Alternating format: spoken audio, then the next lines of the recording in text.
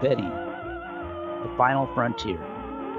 These are the voyages of the Bet with the Best podcast.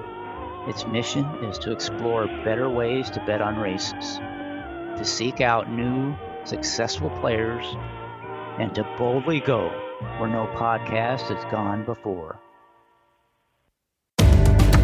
The Bet with the Best podcast is sponsored by Amwager, an ADW built by horse players for horse players. Speed, power, and ease of use are at the core of Amwager. The platform is packed with features including live video, race replays, conditional wagering, and true odds, a predictive estimate of the off odds that will give you an edge. Amwager gives players the information and tools they need to quickly make anything from a win bet to a complex structured group of pick 5 tickets using the ABC strategy. With a rating of over 4.5 stars on Google, Amwager is a favorite among horse players. Sign up now at amwager.com to take advantage of the simplest sign-up bonus in the business, a 100% first deposit match up to $150. If you want to bet with the best, then you need an edge. You need Amwager.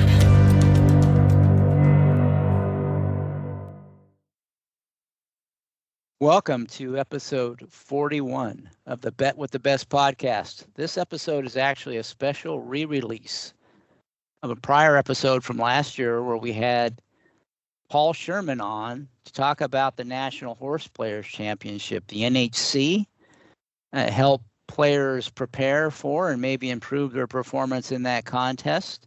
And even if you aren't going to the NHC, if you're interested in contests, you could learn a little bit about the contest world. So we're going to pick it up right where we started last year, talking to Paul Shurman about the NHC. Enjoy. Joining us this week is a longtime successful horse player and NHC Hall of Fame member, Paul Shurman. Welcome to the show, Paul. How is it going? Thank you, Chris. It's going fine. It's finally have a little good weather here in New York. I'm starting to look forward to the NHC coming up in a couple of weeks. I'm going to do some horse tournaments today, watch a little basketball, and that's basically my usual Sunday. But I'm looking forward to the NHC. So you're living the dream. That's good. I like that. Yeah. Yeah, and we are going to spend some time talking about contest play. A lot of this conversation I'd like to spend on that topic, and also the mythical win place contests like the National Horse Players Championship (NHC), as well as live bankroll contests, because you've been successful for quite a long time in those, and the NHC is coming up. So I thought those people who are interested in contests could get a lot out of this podcast. But before we do that, I want to talk more in general about your experience as a horse player and kind of how you got into the game. And I think you've listened to the podcast before, so you know I start things off with what I call the horse player origin story, where I ask you to tell the listeners, how you got involved in this crazy game of, being a horse player, and how that kind of led to where you are today. So if you would, please share with us your horse player origin story. Okay, well, I go back a long way. So let's go back to the 1970s. How about that? And wait, I've got to interject just for a second, because I thought it was so funny when you sent me an email that was an AOL email. I mean, so I know you're an older guy like me if you still have an AOL account, because most of the listeners probably have no idea what AOL is. But that was like the very first way to get an email on the internet when it first came out. I think maybe there were others, but the most popular and the one I'm aware of was the AOL account. So you've had that for a while. When I first got the account, I was with my father and my brother Bill, and they set me up on the internet, and I picked a horrible name for my username. It's Hurlman, Herlman, which is a combination of my wife's maiden name, Hurling, and Sherman.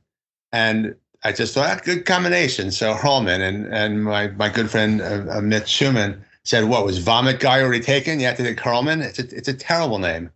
But my father said, now you're connected to the world. And my brother said, and the world is connected to you. And it couldn't be more true. But that was back in 2000. But back in the 70s, my brother, who is 4 years younger than I am, used to, when he was in high school, there was a bus from where I lived to Roosevelt Raceway. So he and his friends, when he was 15 or 14, used to take the bus to Roosevelt Raceway, which, for those who don't know, it's a harness track. It's long gone now. There's huge shopping malls there, but once in a while I would go with him to the harness track, and my brother actually took me to, when I graduated college in 76, my brother was just finishing up high school, and we both went to Belmont, and he basically took me to Belmont, and we went with probably $20 in our pockets to get us into the track, to get us a hot dog, and $2 a race, and we hit the first daily double, and that was it. Now, with regard to my tournament play, back in 2000, I was home watching the OTB channel, and there was an ad on the channel for a tournament at Belmont.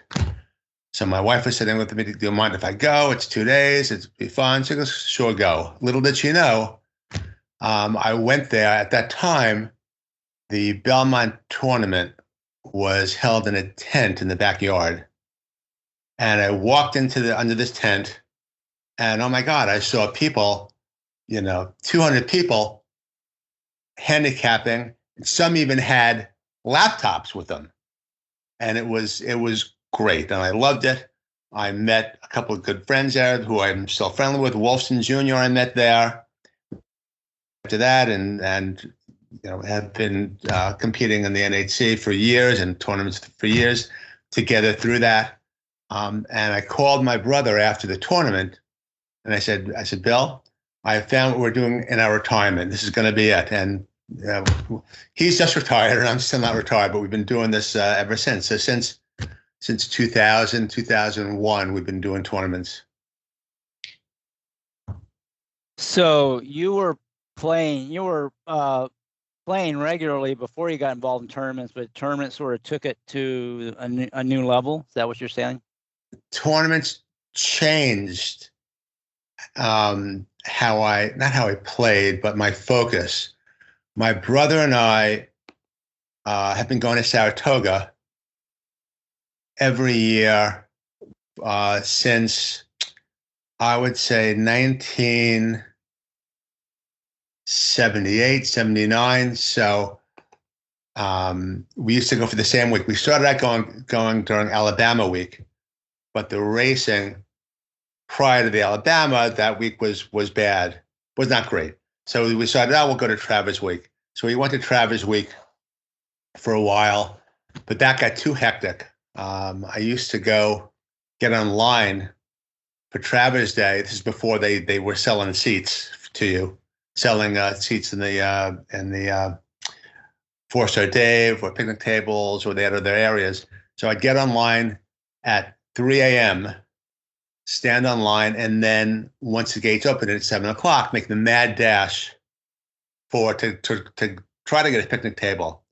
And there, of course, at 3 a.m., there are still 200 college kids in front of you waiting to get in.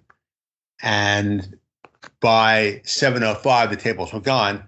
And one of the years, I was dashing in and fell. And I said, what the hell am I doing? I'm not doing this anymore. So now, of course, I can get tickets ahead of time, buy stuff ahead of time. But back then, so we sort of changed our weeks up. We don't go to the big weekends at Saratoga, but we do go usually 1 week a year, 1 weekend a year to Saratoga. But starting with the tournaments, the focus changed from regular betting to playing in tournaments. It just seemed like a better way. It was a better way to control your losses to control your bankroll, because you had an entry fee, and that was all you were risking, and the possibility of winning was a lot greater, and the takeout was usually less than, for the tournaments, was usually less than what would the takeout be if you were doing regular betting. So the focus changed from regular betting to tournament betting, and any betting I do now comes off what I'm handicapping in tournaments. If I usually will only bet the races in the tournaments, but if it's something I really like, I'll play that. Or if there's a pick four where I like two of the races, I'll do that. But for the most part, my regular betting is non-existent. It's all tournament betting or off what I'm doing, off races which I've handicapped in tournaments. So in terms of race selection for you, it's kind of dictated by the tournaments you're in, and your actual non-tournament betting it just comes out of, if you see something that you can't necessarily leverage within the tournament, but you could do betting, then that's when you bet, pari-mutually. Yes, that would be more like, how can this horse lose, or how is this horse 8-1, and that's the horse. That's a horse I'll play. And if I can play doubles with, if I can play win bet, I'll do that. But otherwise, when you're doing the especially the online tournament betting, you are limited to the races that are being offered, and a lot of the time, they're not races you would normally bet. So once in a while, maybe one or two times during the course of a 10 race or 12 race online tournament, I'll see something I like and I'll play that. But I have to really like it. Otherwise, I'm just playing the tournament. Okay, so I want to get into a lot of detail on tournament play, because I know you have a lot of insight to offer there, but I want to kind of work up to that. And just start out by, how your handicapping, and betting evolved before you got involved in racing, and then how it might have changed afterwards. But how do you approach, what's your basic handicapping style and tools and philosophy? So you kind of just share that to get us started. My philosophy, and I've shared this, and people don't really understand it, or don't handicap the same way I do. Very, very simple. I look for the fastest horse in a race, and I look for how the race sets up, what horses could be coming up to a good race, what horses are improving, and if the race sets up in a way that if I can envision a race shaping up in a certain way, and the horses coming up to, and the horses that I like are coming up to a good race, then that would be a play. I use HTR. I use two things. I use HTR and I use thoroughgraphs. The HTR is the first thing I look at. And basically, I only use HTR. I only use HTR for me to determine a quick setup of the race. I can see who's going to be in the lead. I can see who's going to press. I can see how much speed is in the race. I can see which horse is the best closers in the race, and I get a vision of how the race is going to unfold. Then I go to the thoroughgraphs and see the fastest numbers, if there are what horses are coming up to a good race, who I think are improving, and I have certain angles there. And if they match up, if the setup of the race matches up with a horse I like on the sheets, then that's a play. And again, in a online tournament, 10 or 12 races, there are races that all look the same. All the horses look the same. So on the online tournaments, there's not as much of a likelihood of me finding horses that meet both criteria that would be plays. So then I have to go down a little further. Then I got to go down my list of priorities. Maybe class or maybe trainer stats, something like that. But basically, I like to look at the setup of the race and the sheets looking for the fastest horse or horses coming up to a good race. The reason I've had pretty good success in the NHC tournaments is because of the large number of races. Every day there are 90 races. So 90 races over 2 days, 180 races, 220 races. So there's more of a chance of you finding, you have a lot of options, more of a chance of you finding criteria that match what I'm looking for. And so instead of having a race, having to pick a race where all the horses look the same to me, I can throw that race out. And I can come back to it later if I don't have enough plays. But if everything looks the same, I've got no distinct reason for playing that race, I can toss it. And out of 90 races a day, I should be able to find 10 or 12 that fit all my criteria. Okay, so I want to go back and cover some of the things that you touched on in a little bit more detail. So just to summarize and tell me if I got this right, there's sort of two primary factors you look at. One is sort of the race shape or how it's going to set up, and you use a tool called HGR to help you with that. And the other is looking for who's the fastest horse and maybe the horse that's improving or likely to run well.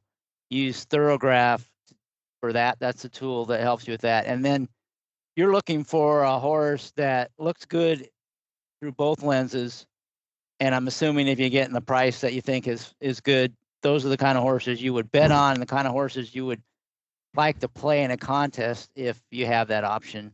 And if you run into races where you have to play it in a contest and you don't find a horse like that, then you start looking at secondary, what you consider to be secondary factors like class and trainer and stuff like that. Does that kind of sum it up, right? That sums it up. And interesting that, and this works for me. I have nothing against how anyone else handicaps. That my friends all handicap differently. I got a reading friend, and I got a look at the race replay friend, and I got people who live by the workout reports. I haven't looked at a daily racing form in 15 years. I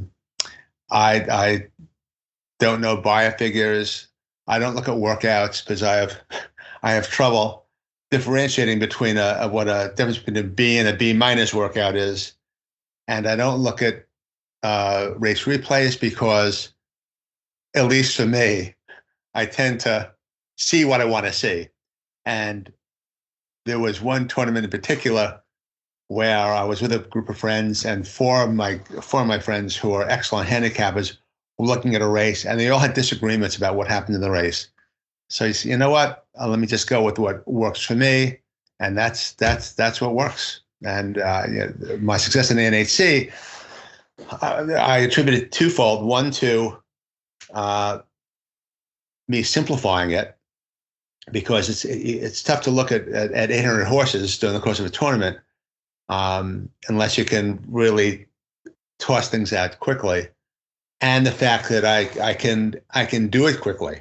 I can quickly look at a race setup. I can quickly look at the sheets and see what works. And I can quickly throw out races. So, that's where the NHC, and I had good success in the Horseplayer World Series too. For the same reason, I had all these options to play from, so I could pick and choose what I wanted to instead of being told what races I have to play. So you've kind of developed a system that lets you cut through what can be a really intimidating, like you said, 200 and something races over 3 days. without overwhelming yourself. You can zero in on horses you think are the kind of horses you want to play, and you've had some success doing that. So you kind of have the confidence to keep doing that year after year. Right, and it's still overwhelming. it's still overwhelming, but it's worked for me. Every time I try to add something, it sort of backfires. It doesn't work. So pretty much this is how I've been doing it for the last 12 years. I think I've cast, I've qualified, I think there's 21 times, there's 22 in the NHC. I've cast 8 times, but 7 of those times have been since like 2010. So, and that's when I started using HDR, which is interesting. So that's when I sort of simplified it, and that's given me the most success. And HDR is a great tool. It's very complex. There are a lot of ways you can use it, but I use it for the very simple reason of looking at a few pages of data and seeing how the race sets up. People use it in much more complicated ways, but I just use it for that purpose, and it's worked for me.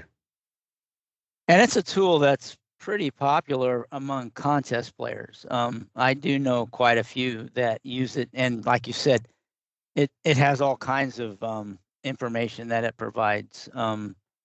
But it's a computer-based tool, right? That does give information, a lot of information. It's kind of pace-centric, but it gives a lot of other information, like on workouts and breeding and stuff like that as well. It's funny that I had back in, I think, probably 2008, and at that point in time, I had cast one small cast, after 6 or 7 qualifications, and we were at, I believe it was a Red Rock, and there was a cap horse that came in, and the word around the room was, the HDR people all had it. And it was at that point I said, I got to start to, instead of fighting, we got to join them. And since that time, I've developed the way I use the HDR, but since then I've had a lot of success. Yeah, and what way I would characterize it is, you've got this big landscape of races and horses in the races, and somehow you've got to find your way to the horses that you want to play. I'm thinking of the NHC, but this is true about a day at the races. You got you got cards running all over the place, horses in those races, and as a horse player, you're trying to find, that needle in a haystack, those horses where you think you have an edge or you find value. And today it's probably harder to do that than it was 20 years ago. There's fewer needles in those haystacks, and the way you figured out how to do it, and I think this is what everyone needs to do. It may be different lenses, but you need to sort of triangulate. You got to triangulate, and you can't do that with one vector, right? One vector just gives you a line across that landscape.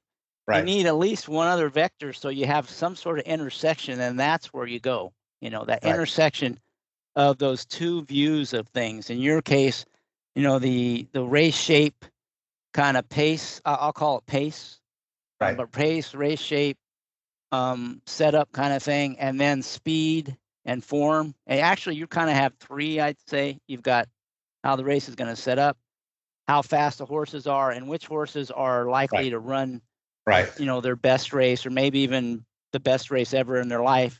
So you kind of have 3 lines that you're triangulating with, and where those intersect. And they don't, a lot of races and horses, there's no intersection, but sometimes there are. And then when that intersection, and you find that, that's where you dig deeper, and hopefully you can find a horse that you want to play. Does that seem fair?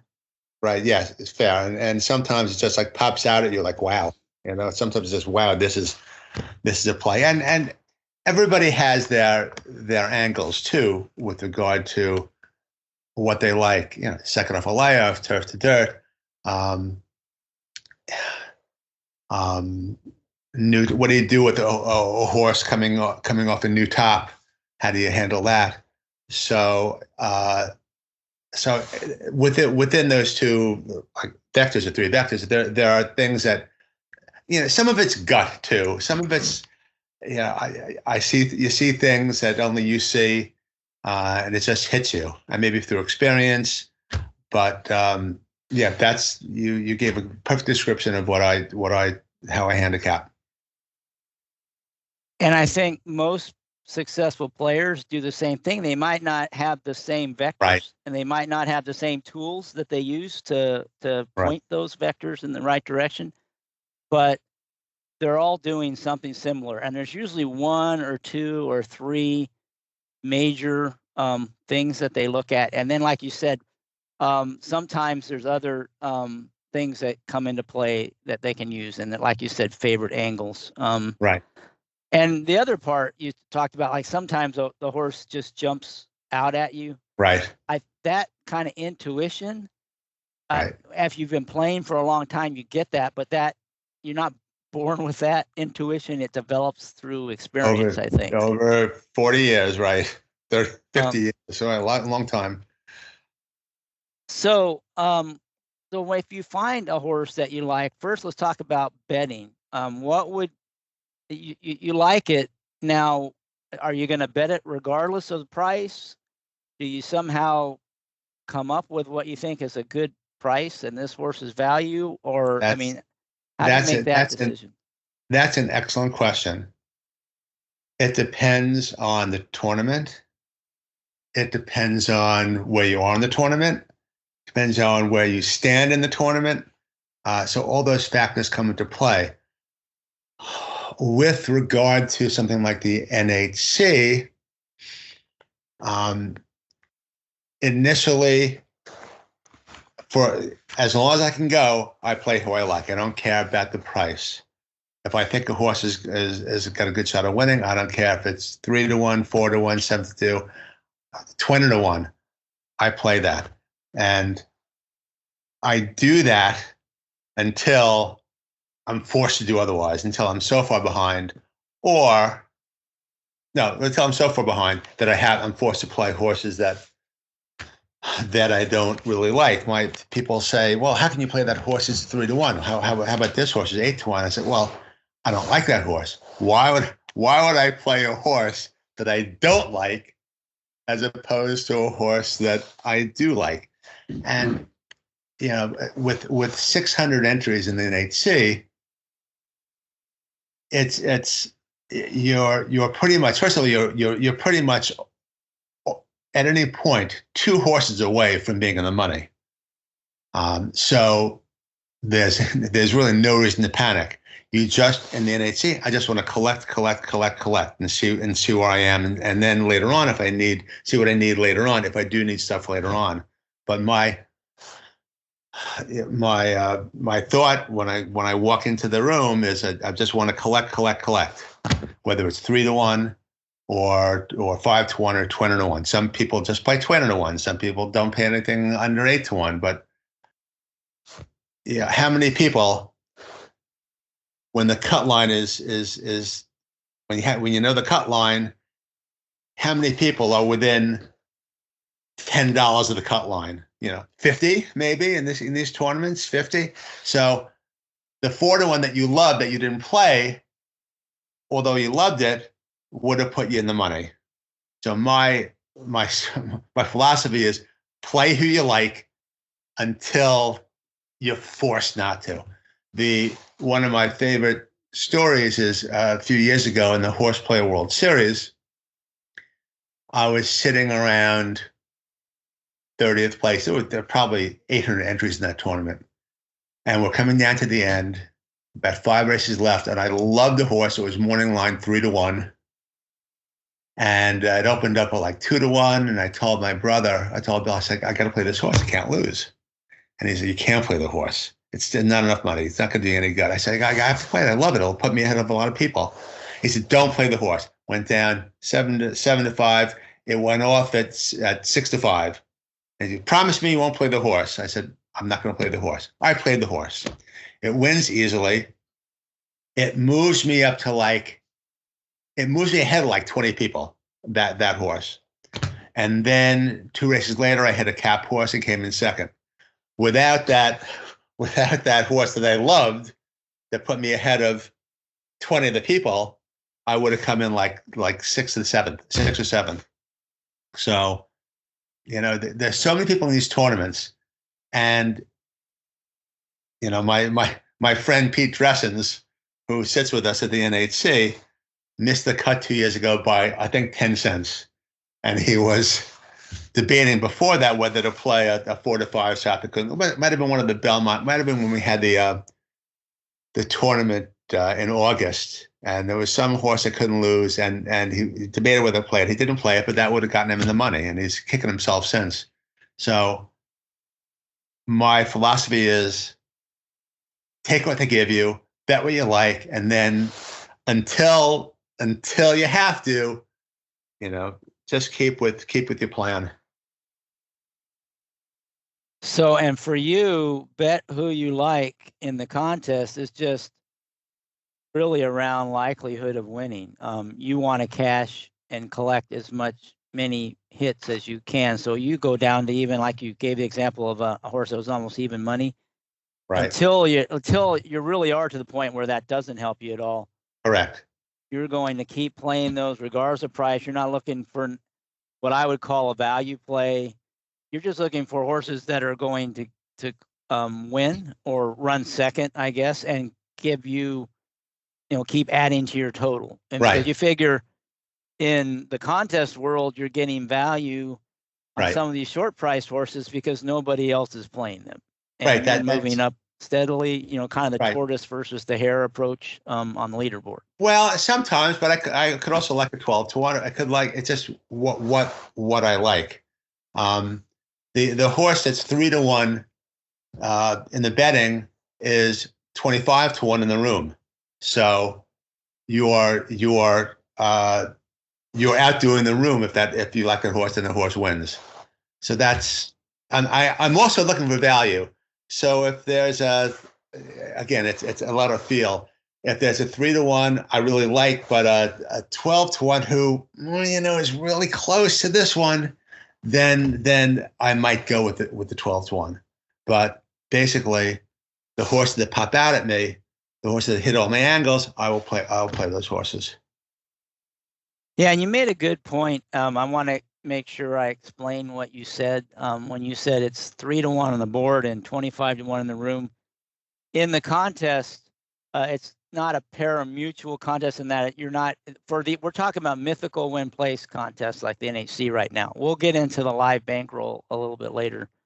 In that contest, you're saying that if you look at everyone's plays, because of the nature of these contests and how most people gravitate towards longer priced horses, a short priced horse, if you were just to compute the odds based on the players in the contest and who they played, the odds would be much different than they are on the board. And typically long shots are shorter in the contest room and favorites are longer in the contest room. And you're saying you can take advantage of that by playing horses you think are really strong favorites, or even maybe not favorites, but shorter prices, because very few other players will be on those horses, beyond those same horses. So, you're moving up the leaderboard and more significantly than you think when you hit those. And if you can hit enough of those over the course of a contest, and like you said, in the NHC, you've got better chance of doing that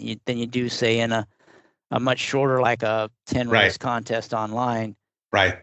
Then that kind of strategy might play in your favor. Maybe not to win, because typically the winners are going to ring up some crazy scores. But in terms of cashing or being, making money and making the cut line, or maybe even, getting higher up the leaderboard, that's one way to be, more consistent and sort of contrarian in a way that would be very different than what you would see in a pari-mutuel wagering, regular pari-mutuel wagering.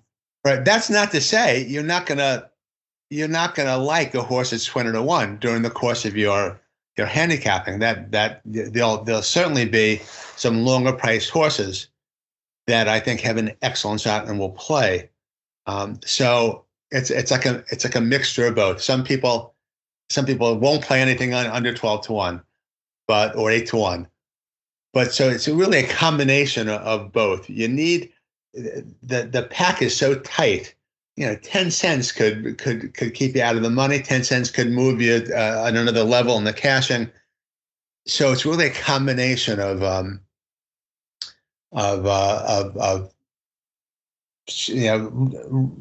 short price horses, relatively speaking, and long price horses. Our old friend Ron Rippey, who recently passed away, had what I consider like the perfect tournament when he at the Red Rock a few years back. He ran away from the field, but he played it perfectly. He had long shots and even money shots, and played it in such a way that he ran away with the tournament. But he couldn't have won the tournament without having those short price horses in there. So yes, I play what I like. Yes, I'll play shorter price horses, but there certainly will be a number of 12-1, 15-1, 20-1 shots that I will play that I like to have a really good shot to win during that course of the tournament. Yeah, and I do think you are different than most players in the NHC, and I've kidded you about it before because I've seen you play those even money shots when there was no way in the world I would have ever played that horse. Right. And they usually win, and like you said, they can be the difference between cashing and not cashing. And you mentioned how tight the leaderboard is. It typically is very tight, near the cut line, or actually anywhere. The whole, except for near the top. Usually there's separation at the top because, some people are going to get hot. Out of 600 people, there's going to be a few people that are sort of distancing themselves from the field. So, to win the contest, that high variance approach where people are trying, just for long shots might give you a better chance to win a contest like that. But, more often than not, you're going to finish way down on the leaderboard because you won't hit anything or you only hit maybe one or two horses. Whereas the kind of the mix that you talked about, and maybe even leaning towards shorter price horses, you're going to have a lot less variability in your scores and probably a much better chance of making the cut line and cashing. Probably less of a chance of actually winning, unless you couldn't win. You could get unless you get if you get over the cut line relatively early, then you can maybe take better shots. Because once you get over the cut line, the difference in the money until you get to the top 10 is pretty minimal. 45th, 44th, 43rd, 42nd is like $100 difference. So once you're sure you're going to be above the cut line, then you can push for that top 10 is where you really get paid.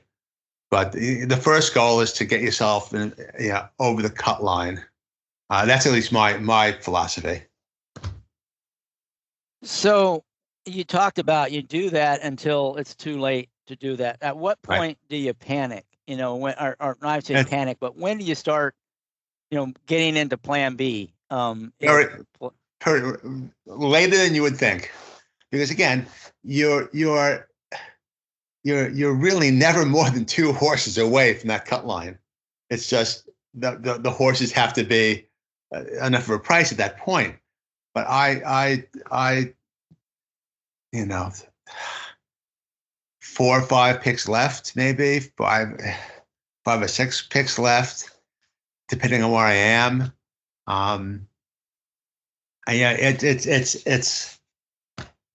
It's later than people would think. You really have, just collect. 4-to-1 shot gets me back, $15. That moves me up a lot. Depending on where I am. If I got 0 and 0, then I'm sending it in on big prices. But if I'm at 100, 110, 120, I'm still pretty much staying with the plan. Again, why would you play horses you don't like against horses you like, unless I've no shot at that point? It's sort of a feel thing, but I don't start stretching until 2 hours left, 3 hours left in the tournament in that second day. Do you save a pick for like the last race of the contest? Are you thinking ahead? Well, in those last 4 or 5 picks. Yes. Always. So like how do you plan out those last few picks ahead of time? So you don't know where you're going to be heading into those, it's the day before or whatever. Well, something I've talked about before is I handicap backwards. I handicap from back to front. I handicap the last races in the contest first, and then work my way back to the beginning of the contest. And the reason you do that is because invariably, no matter when you start, no matter how much work you put in, you're a little suspect at the end, and you're rushing at the end. You might not have either gotten to those late races or put as much time as you wanted in those late races. So, I do pretty much zero handicapping when I'm in the room. Nothing. I know what I'm going to play. I got my picks lined up, and that's what I play. So it's important for me to know what's coming up later on, what I like later on, instead of having to decide earlier, well, I like this 4-1. He's like my 10th or 11th choice, but maybe there's a 8-1 I like better later on. So I want to know what's at the end first, and then if I need to handicap anything, I have more time in the beginning to handicap stuff that's early. The race is a little further apart. You don't have that commingling of tracks that occurs in the middle of the each day, where a race is going off every 3 minutes. So I handicap backwards, hopefully to get to everything, but I know what's coming up late. And what was the question again? how do I? Well, pick? So I have to know what. I have like to know what. Right. I have to on know that last race or two. Do you have like, if I'm in the lead, this is the horse I'm going to play. If I'm way behind, this is who I'm going to play. I mean, do you think about it that way, or I'm just curious how you think about. I look at the options that are available in those later races. Of course, if there's a 5-horse field in last race, it's a Golden Gate, not the best Golden Gate race. The last race, which is unplayable, I will go to the next to last race. But I look for. I want to have options. I want to have options to go big if I have to go big for the last races. So hopefully a late Santa Anita race will have a big fields. And that's if I need a big field. So I will keep 1 or 2 picks to the end. But again, I won't save a pick for a 5-horse or 6-horse Golden Gate field with nothing over 4-1 or 5-1. But if there's a late Santa Anita race, or maybe I guess Oaklawn or whatever comes late, I'll make sure I have options. And then I have time to pick out what I need at that point if I need it. But I want to have options at the end if I need them. That makes sense? Yeah. So you have an option, like what I call a plan A, plan B. So, I mean, right. Plan A is you've been doing great. You're on the lead. Who am I going to go with? Or right. Versus, plan B is, well, I'm in striking range, but I need a price. And then plan C would be, I'm praying that I hit a bombs ball. Away, right? Yeah, right. And so you've kind of thought about those scenarios on those last few races. Right. You kind of sort of have options for each, is what you're saying. But I know it's coming up. You always should know what's at the end. It's easy to handicap early, easy to handicap on the fly early when you know what's coming up later on. But if you have no idea what those last 5 Santa Anita races look like, how can you determine whether or not that early Aqueduct or Gulfstream race is a good enough value or a better value than what's coming up late? I do no handicapping in the room until maybe the very end if I need something, and then I'm picking between what I need. But I know there are options later on. Yeah, it makes sense for all the reasons you said, but also you probably have a little clearer thinking by yourself than you do in that packed room with people screaming and yelling. Right. And right. So it makes sense if you can. And the way you your methodology where you can do things fairly quickly kind of enables you to get that all done in advance of heading down to the room. So I want to talk about. I never come down to the room, by the way, until I'm ready to make a play. So you'll never see me. You usually won't see me until many times the first mandatory.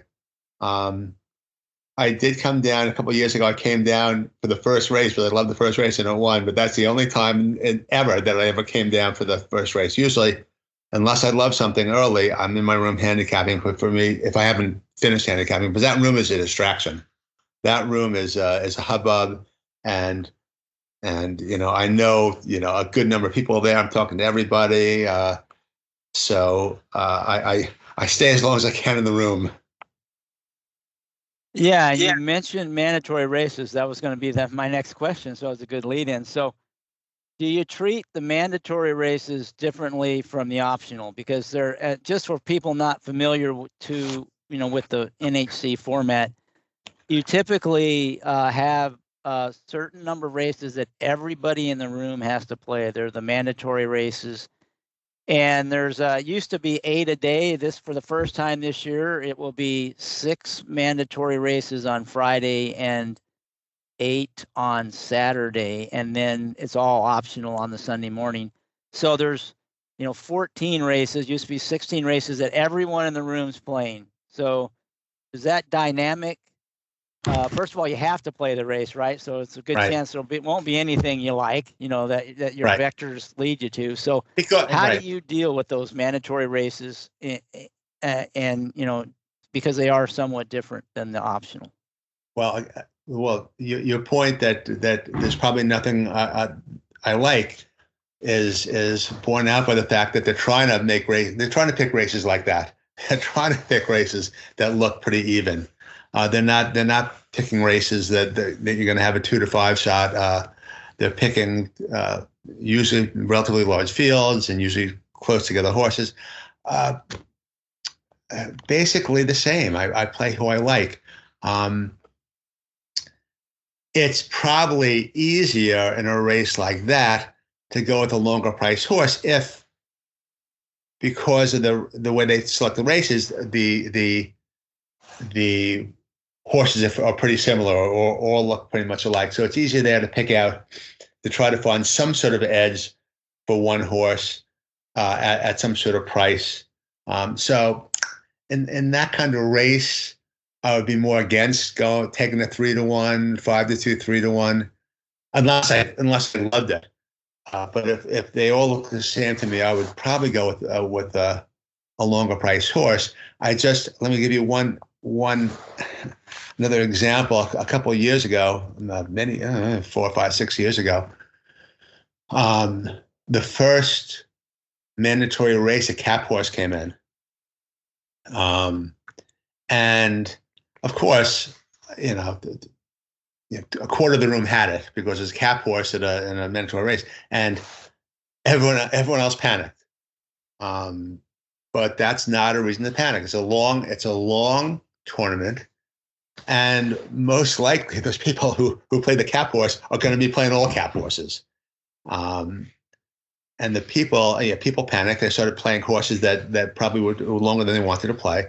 I ended up finishing, I think, 6th that year, but it's a long tournament, and just keep playing. Keep playing who you like. But it's even if you miss an early cap horse or a big horse, it's a long tournament. There's plenty of time. Yeah, and I will say one thing, that the mandatory versus optional on the cap horses. If you hit a cap horse in an optional race, it's really good because not everybody in the room is playing that race, and not everybody playing that race will be on the cap horse. So that usually is a big separator for you. If you can hit a big price in an optional race, it's probably more valuable for sure than hitting a big price in a mandatory race, because any big price in a mandatory race is going to have a whole lot of people on it. By definition, most people are only playing price horses. Or when I say a price horse, probably 8 or 10 to 1 or higher. and there's only so many of them in the race. So out of 600 people, you're going to have 100 people on or more probably on any horse. Whereas in an optional race, you might be one of only a few people that have it, depending on the race. And so there's really value in getting, those bigger prices in the optional races if you can find them. So in that sense, having playing long shots and optionals maybe sounds better than long shots in mandatory races, just because of the separation value in that. But I will say the other side of that is, if a long shot comes in a mandatory race and you don't have it, then you get buried, right? Like you said, you don't necessarily have to panic, especially if it's early, but especially later in the day, you can get buried by one race, right? And if it's later in the contest. So the risk, it's sort of a risk thing.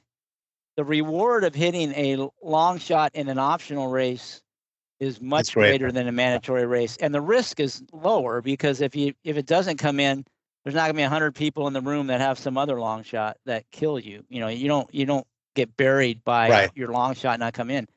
But on the flip side of that, in a mandatory race, it may not be great to have a long shot because so many other people have it. But if you don't have it, you can get buried, especially in the later ones. So you almost need to be a little more aggressive defensively later on in the contest. Defensively is a good word for it. But again, it depends where you are and where you're in the contest. But I mean, even if you're doing well, you don't want to get rolled by one race late. So I mean, you need to kind of think about that. I'm not saying you always play the long shot, but if there is a long shot that scares you a little, you might want to play that even if you're doing well. You might want to play that even if you're not doing well. But so I mean, I do think it's a little bit different way you have to think about things. Like you said, it's always within the context of where you are on the leaderboard and where you are in the contest, in terms of, is it early or late kind of thing. But again, like we said earlier, especially later in the contest and where you are in the contest, that 3-to-1 shot that you play and hit is 30-to-1 in the room. Nobody has that. So there's a lot to weigh. It's a lot of feel. It's where you are. It's how much you like the horse. It's a lot of things. But we all know from whoever plays online tournaments that it's easy to get rolled in the last race if the 25-to-1 shot comes in, and then you go from second place to out of the money. So it's just part of the game. It's a chance you take, and you decide how you want to play it, or play against it, or protect yourself from it. Yeah, and there's not necessarily a right or a wrong, and one good result or bad result doesn't prove your method is the right way to do it. There's a lot of luck involved, especially near the end. You just have to accept that. I will say one of the more frustrating things is, and I'll use your example. Say you have a horse you really like, and it turns out this is one that's going to be a price, and it's near the end of the second day, and the horse wins, and it wins at 20-to-1, but it was a mandatory race. A whole bunch of other people who did not like it, would not have played this horse if it hadn't been a mandatory race, and they weren't way down the leaderboard. That's the frustrating part, because you feel like you deserve that and they didn't. But in the way that in the contest world, it doesn't really matter. There's a train of thought from a lot of players, some of the better players actually, who want no mandatory races in the tournament just for that reason, because I had this 20-to-1 shot, and now a quarter of the room has it. But on the other hand, the mandatory races are the great equalizer, and really gives everyone a chance of doing well, because they're concentrating. They're more likely to have collections in the mandatory races. So it's sort of an equalizer. Raises the lower level handicappers as opposed to the higher level handicappers. It sort of evens the field a little bit with the mandatory races. Yeah, and I think that one of the main reasons for having mandatory races too is it forces people to get out of their comfort zone. And one of the ways they choose mandatory races, they try to spread it across tracks, different kinds of races, sprints, routes, turf, dirt, maidens, claiming, stakes. So you can't all I do is play first-time starters. Well, yeah, I mean, if you could just get away with just playing first-time starters only and win a contest, I'm not sure that's, the best test of your robust handicapping skills. So part of it was, as a horse player, are you able to navigate the waters for, a whole bunch of different types of races and not just a specialist in one kind of race. It forces you out of your comfort zone. There's pros and cons to it. But I do think having some mandatory races does force you to play races you normally wouldn't play or maybe don't even like, but it tests your skills in those areas. And it does definitely raise the energy level of the room when everybody's playing the same race, especially if there's some long shots in contention. I mean, that's fun. It's a good time when that long shot is battling and a lot of people are on it, and maybe there's two long shots, and this could be the difference between a life-changing score and not. That's kind of energy you get in the room. You're getting me excited. Part of the fun. You're getting me. It's a good. Okay, so we talked about mandatory races, which is a big part of these contests, and we're focused right now on the mythical win place because it's something I haven't really covered on this show before, and I know a lot of players, like the contests. What about multiple entries? And let's talk about the NHC because you can have 2 entries. So you're a guy who typically comes into the NHC with 2 entries. You've usually earned a couple during the year. That's the most you can have. They limit you to 2. How do you handle the 2 entries? What do you do with that second entry? That's a great question because my thinking on it has changed over the past couple of years, especially seeing how many handicappers end up with 2 entries in the top 10 or top 12 or top 50. Those are people who are playing the 2 entries the same. So along with the theory again of playing the horse you like, why you say in the mandatory races playing the horse you like and another horse, a horse you don't like as much. Why aren't you playing the horse you like on both your tickets? Well, because I can cover a long shot that I like, sort of, but the tournaments, NHCs, where I have not been in the money, I invariably have split my tickets. I have 130 points on both tickets where I needed 170. So, and I've played different horses. So that's how I had played it before. I was in the money last year. I played it that way, but maybe. I told, I had a few interviews last year where I told some people that, from now on, I'm going to play the same horse on both entries. I don't know if I can do that. I don't know if I can do that. But I'm going to see. I'm certainly going to play more plays on the same entry than I have in the past. Well, I usually didn't play any on the same entries.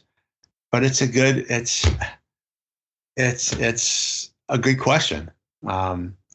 But I hate split my tickets, and I do that every time. Every time I haven't been on the money, and I've split tickets, and whether I would have had enough if I had played them the same, whether I would have had enough on that one ticket to put me over the top, I haven't calculated that, but there is a good argument for playing both tickets the same, and there's an argument for playing both tickets differently. I don't know.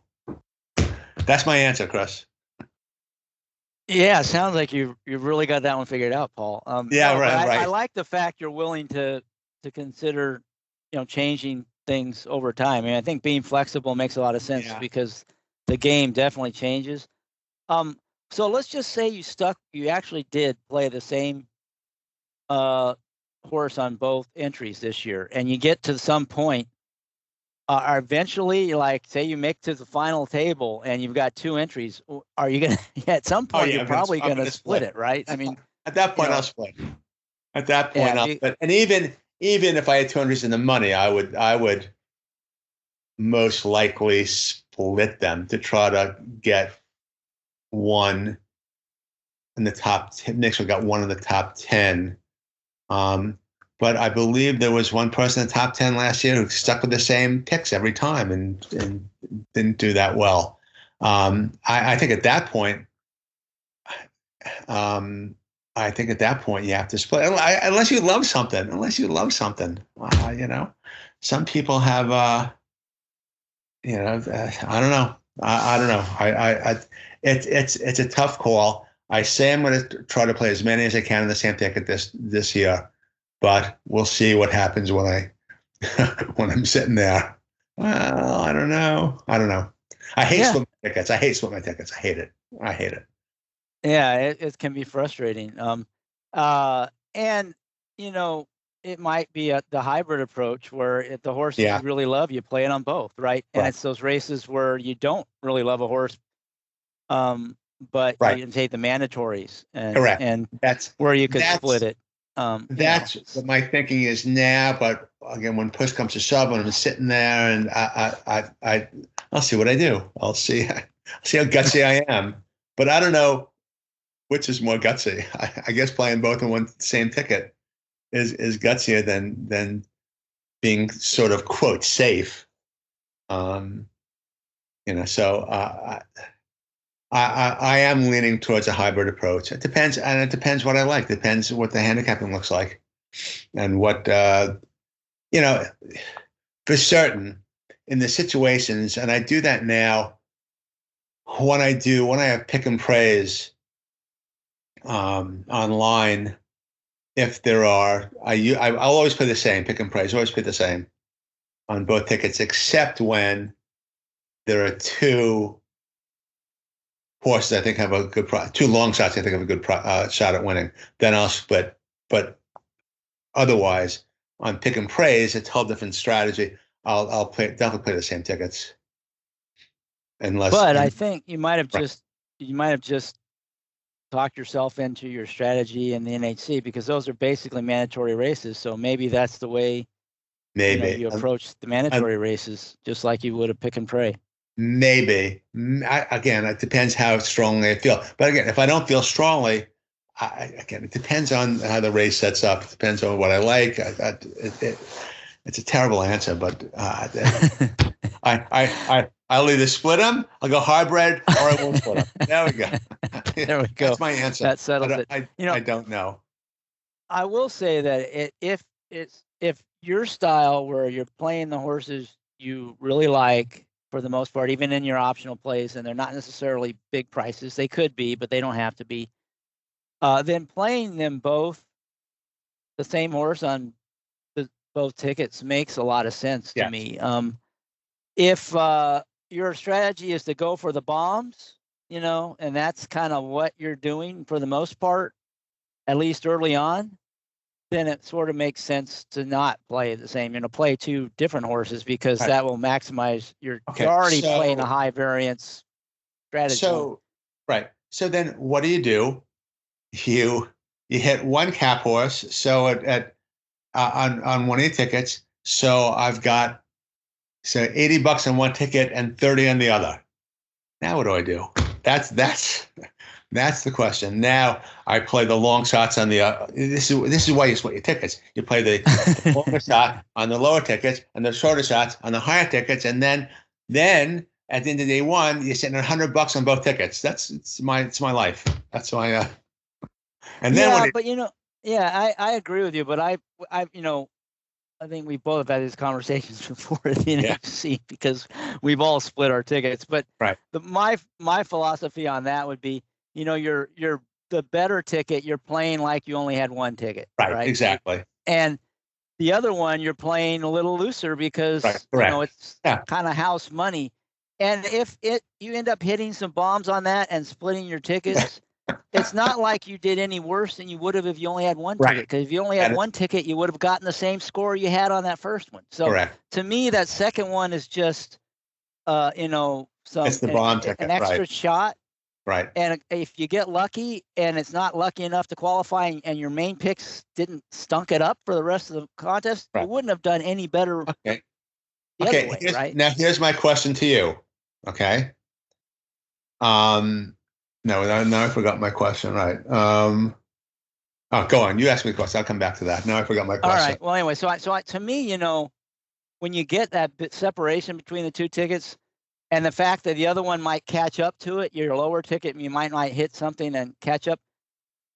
That doesn't mean you would have done better with one ticket, because your one ticket would have been, you're playing, if you're smart, you're playing the ones you would have played if you had only one ticket on your best ticket. So here's I remember my question. Here's a question for you. Okay. So you've got one ticket with 90 and another ticket with 30, and you got two entries. Do you play the same race with both tickets covering different horses, or do you play different races? Well, like I said, I would just play my first ticket like I only had one ticket. All right. Right. So then on the other ticket, you can do whatever you want. It depends on what your style is. But I would, my one firm rule is play that first ticket as if you only had one ticket. So don't worry about the other ticket. Just pick the horses you want and then do whatever you want with the other ticket. So on the other ticket, do you play that same race covering two horses in that race? I don't think it matters. Like I said, you can whatever you want to do. Right. If it's a race where you think there's two horses you like, right, of course, then sure, do that. Play the second one. But if it's a race where you only like one and that's a horse you would play if you only had one ticket, you play on the one ticket. Agreed. Right? I agree.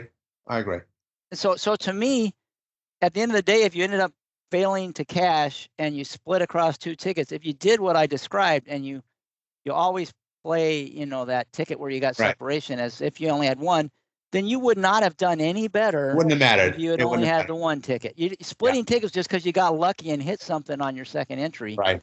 But it's not like you would do better with only one entry. That's my argument is. Yeah, and if that's true, then you're not playing the two tickets right, because you should be playing the horse you would have picked on one ticket on that. Correct. I agree. Ticket. You're not playing the horse you like on your worst ticket for sure. So I don't think you're like, when you split tickets, I don't think people are really missed out on anything. They just, their top picks didn't perform the way as well as their second choices, and that's just, it happens to us, betting too. You like, there's two horses you kind of like, one you like a little better and the other one wins, and you bet the one, one. That's just, that's life. That's racing. That's, I just think that what crosses my mind is that if I like a horse in the race, then maybe I play another horse covering two horses in the same race. But and then of course I lose track. Wait, I got 4 plays left in this ticket and 7 plays left in this ticket. So it's and if that's it's a dance. Simplify, you want to simplify, and you've got a ticket that's doing well and one that's not. Then simplify and just focus on the one that's doing good, and maybe just put a bunch of bets in early on the other one. And if you get lucky, you get lucky. But focus on your main ticket. I mean, if that's confusing you or frustrating you, you're doing it to yourself. Just think of that second ticket as a gravy, and focus on the good one until it becomes your first ticket. Right. Right. If that happens, great. You lucked out. Right now you've got ticket. Yeah. And now if you got 2 good tickets, maybe you play the same. You go back to the starting. It just depends. But I do think this lament about splitting tickets just means that your top pick, was underperforming in the last part of the contest, and you got lucky on your second choices. It doesn't really mean you would have done better if you had only played one entry. That's the point. A conversation I have with my brother. Every year in the NHC I had this on my good ticket, and now my good ticket is my bad ticket. Now my bad ticket is my good ticket. It always comes up. Yeah.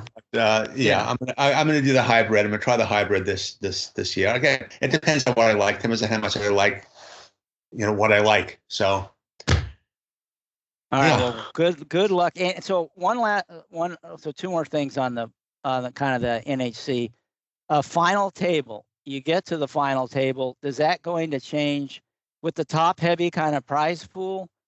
Are you going to really be taking swings to make it to win the thing, or are you going to just try to move your way up or maintain your position? Cash out with six figure or 50, 100,000. Thing is guaranteed 50,000. I am always looking to win the tournament. That's it. Any tournament. It's I'm never really aware of what the money is. It's just at this point in my career, this point in my life, I'm looking to win the tournament. Always put myself in a position to win the tournament.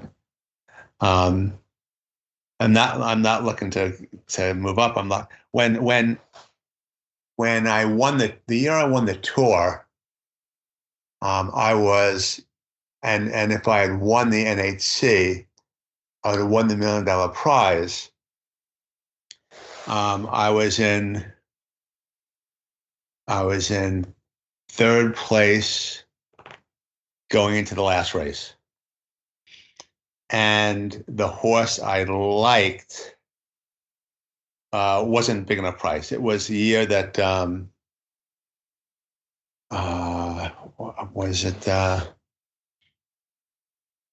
did Baychuk won that year? Someone was $20 ahead of me, $30 ahead of me, and the horse I liked was 3-1. And I played the horse played a horse I didn't like. Because I had to, that would have given me the win. And if I played the horse I liked, I would have stayed in third. And it was a big difference, but I have to try for the win. I was standing next to Jim Goodman was standing next to me during that last race. And he looked at me afterwards. He's like, I can't believe it. You could have won $1 million. But dollars, you were so calm. How can you say so calm? I said, I didn't like my horse. No shot. And it ran up the track. But I'm always trying to win. My brother and I both. Any pick and pray, any online. What's it going to take to win the tournament? My brother won a tournament last week. He's qualified. He won the Expressway tournament last week. And he won an entry into next year's NHC. So good for him. He had $100 left, and he liked one horse. What combination would get him enough to get him in first place? Get him $1,000 past the first place who's in the clubhouse, and he had $100 called exacta, and he hit it, and he won the tournament. He wasn't trying to. It would have been easier for him to try to get into third or second. Because a person in the lead had like $1,000, $1,500 lead, but the goal is always try to win the tournament. I played trifectas to get above the guy, and he hit the one cold exacta for like $7,000 and won the tournament. Always trying to win. Always trying to win. So you mentioned your brother Bill, who's another excellent player. What sort of relationship do you guys have? Do you help each other out? Do you bounce ideas? Are you totally different? I mean, how do you two approach it? And do you have the same style? Does he help you at all in terms of getting ready? I mean, I'm just curious what that relationship is in terms of, betting or playing contests. And for you guys, it's primarily contests. We help each other out. He pretty much does different things than I do. He knows what I do. He can pick out my horses. He knows what I'm going to play. He says, I know you're going to play this horse because he's second off a layoff, 3-year-old to 4-year-old, blah blah blah, and he's best closer in the race. But so we'll help each other out mostly with strategy and mostly with because we'll like different horses. We like a lot of the same horses. He uses HTR. He doesn't use a thoroughbred as much as I do. He doesn't think he needs. He thinks he can figure things out on his own, as far as the numbers. And he looks at race replays. He's looking at comparative class ratings of horses. I'm not looking at any of that, but he's looking at all that. So we'll have different picks. We have a number of the same picks, but mostly different. But the strategy, what we talk about is what we need to win. He's very good with figuring out. He can figure out what a horse is going to pay to place in an instant. So he's going to tell me, well, if you play this horse, you could win with if it comes in second. If you play this horse, then this might put you. Play this exacta. Don't play this exacta because it won't give you enough to win. Play this exacta. There are times when I'm just playing. We're just playing horses based on the prices, depending on the tournament and what. We'll play like my brother played who he'd like to win. He'd love the horse to win. What's going to be a good price underneath to win the tournament? That's how we played. When I won the Monmouth Picky Prize a few years ago, I loved the horse to win. It's a 3-to-1 shot. And I had $300 off the mid bankroll.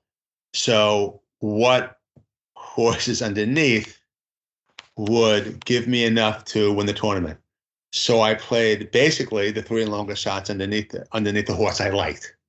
And the 20-to-1s underneath hit, not necessarily because I like that horse. I love the winner, but because that would put me over, and I won that tournament. So we help each other out with more numbers, more payoffs of what we need to do well.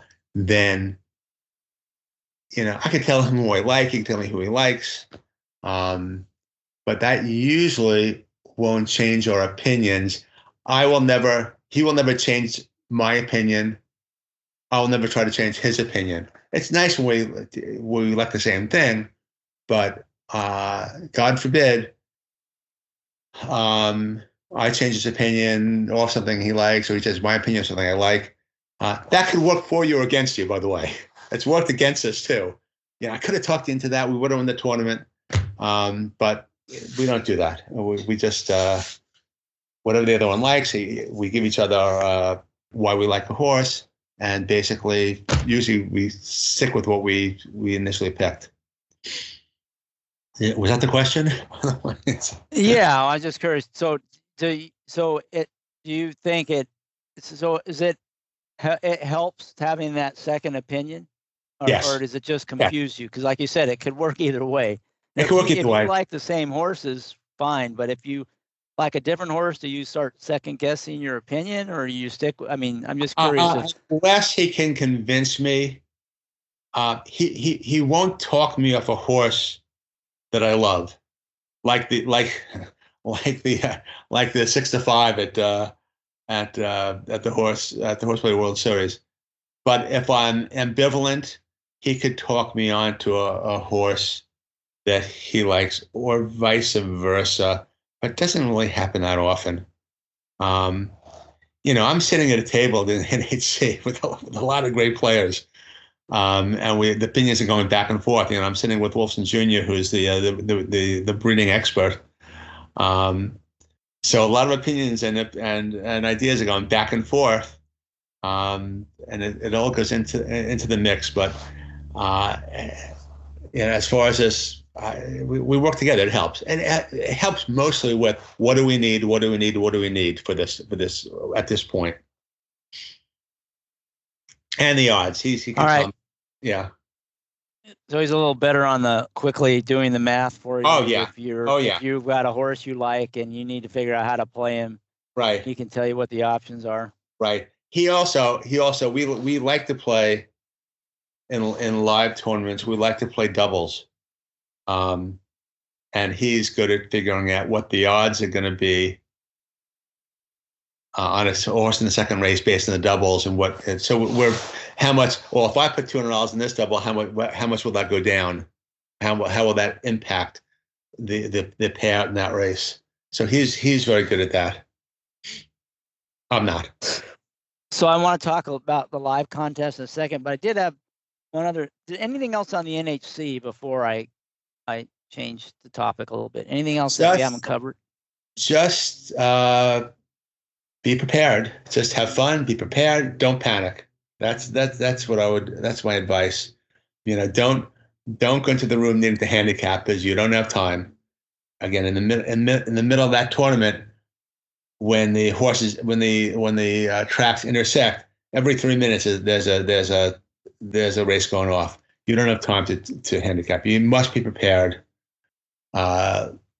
before you go in and have your picks picked out. And then if you need to modify it, during the course of the tournament, you have a better chance of doing that if you know what you like, you know what's coming up. Be prepared. Have fun. Don't panic. I like that. It's the Hitchhiker's Guide to the Galaxy, Paul Shurman version. We'll give people a white towel with "Don't Panic" on it as they walk into the ballroom at the NHC. Right. Good. All right. So I want to talk just a little bit about online mythical contests because those are going on every day. I know you are involved in those. Many of them are, pick and pray, and by pick and pray means you have to put all your picks in before the start of the first race. Right. And how do you approach those? What's the difference there, if any? From what we talked about on the NHC, and again, do you play multiple entries in any of those? And if so, how do you do the multiple entries? I play multiple entries in the pick and praise, and I play the same horse, the same plays on all the entries, except in the situation where I said before, where there are two bombs in a race, which I can't differentiate. That's the one time I'll split. Otherwise, I play the same picks on every entry. If you play different picks, I see people doing that. It's like ruining your ROI. It's like playing 4 different horses to win in a race, and you paid 5 to 1, but you didn't get 5 to 1 because you bet four different horses. If I'm going to hit something, I'm going to hit all of them. The other day I played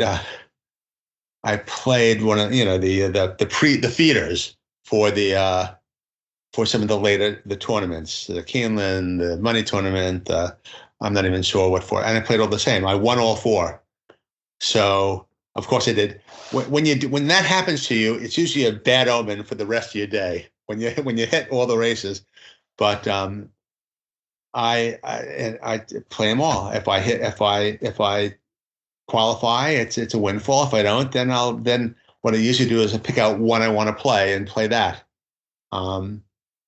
But so you're saying you play multiple contests, same picks as the same as 2 entries in the same contest. You're playing Correct. Like 1 entry in multiple contests. Correct. And you're either going to live and die.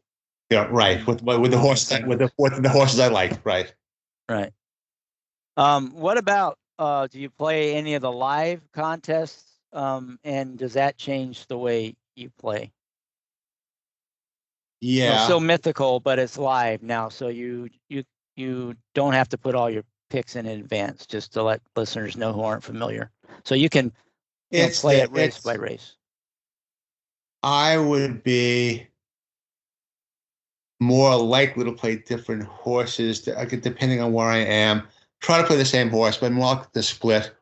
Those tournaments, the prize is so top heavy. You're not really trying to come in second and third, or third and fourth. They're just so top heavy. A lot of the tournaments, there's one prize. It's one Keeneland grade 1 gamble entry can win you. There are 2, horse tourneys, championship tournaments. So there, I'm not trying to get 2 into the top 10. I'm trying to again win that tournament, but there's only 1 or maybe 2 prizes.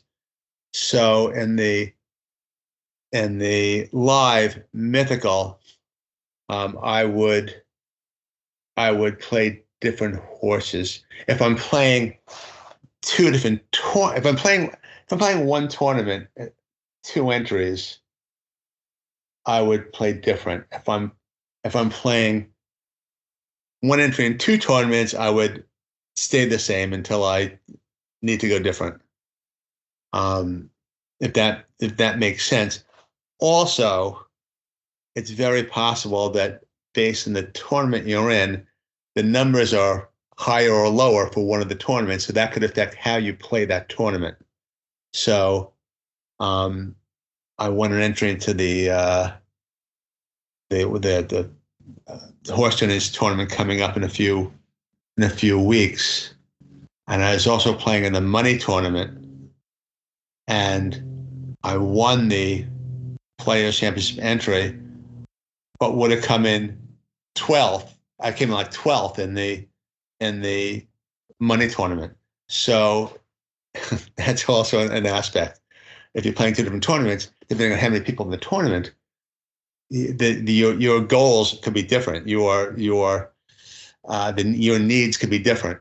So you wouldn't play a horse you need in the live money tournament when I'm in 25th place. Then if I'm in the Horseplayers Championship tournament, I'm in 5th place. Different. So does that make sense? Yeah. So it sounds like for the live contest, there's a lot more in-game strategy Correct. you can employ. Where the pick and pray, you just you can't do anything once the contest starts. But in the live contest, it's so context dependent on where you are in the leaderboard, right? And also, I have changed my thinking with regard to the online tournaments. I used to just play the money tournaments, thinking that I'd come in top 5, top 6, I could win, but I still collect, and if I collect $2,000, I've won as much as I've won the entry fee to the horse tourneys tournament, whatever. But my thinking has changed, and I've had a lot of success by not really playing the live money tournaments anymore. Instead, I'm playing the tournaments with entry fees that give you entry fees until like the Grade 1 Gamble, $3,500 entry fee, or the Pegasus $600 entry fee, because there are less people playing, and if I miss the 20-to-1 shot, there's a good chance that no one else in the tournament had it. Whereas in the money tournament with 120 people, 20 people will have that horse. So I've had a lot of success. My philosophy used to be, I'm not going to play in any tournament that doesn't offer more than 2 prizes. But now, it's easier for me to beat 19 people in a tournament than to come in top 5% in a tournament with 120 people. So you'll see me more in the smaller tournaments, because I have a better chance, I think, of winning that than coming high up in the money tournaments. I mean, you can miss something. You can miss something in the small tournaments, and no one will have it. It's interesting. And that makes a lot of sense for it depends on your style of play. Again, sort of going back to the NHC thing.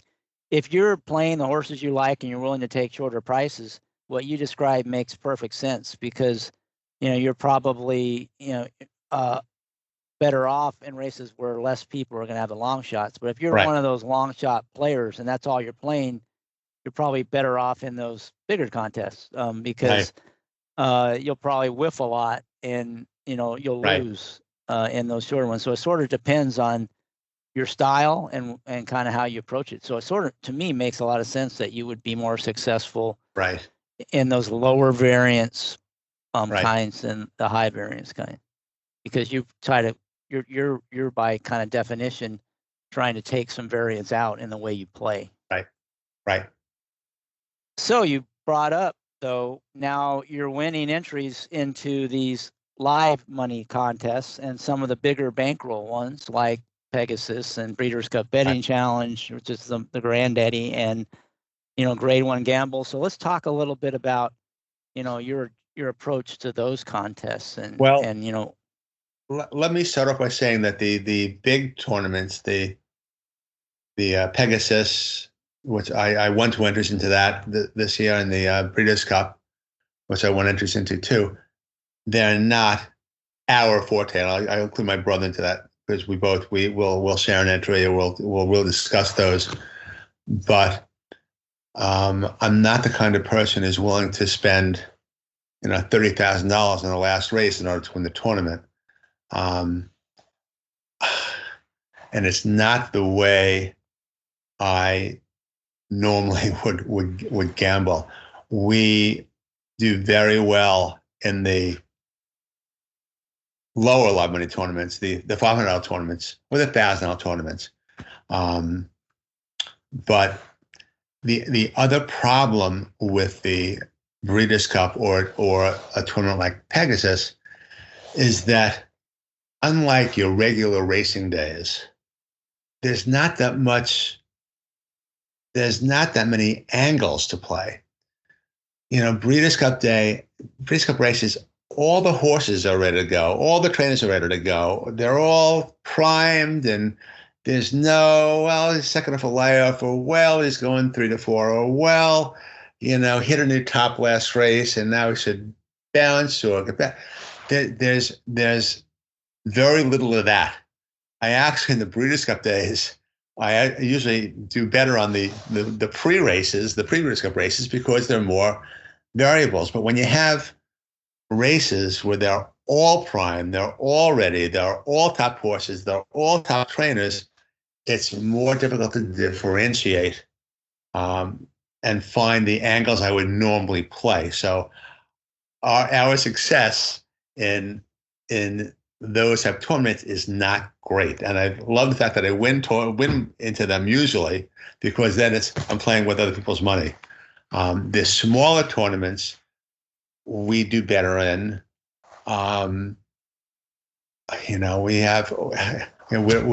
We're trying to make bets where one bet will put us in the money or close to the top. That's the strategy.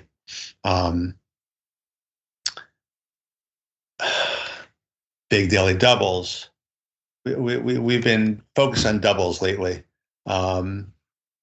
Big exactas, but creeping up the ladder, you're lucky enough to get one exacta.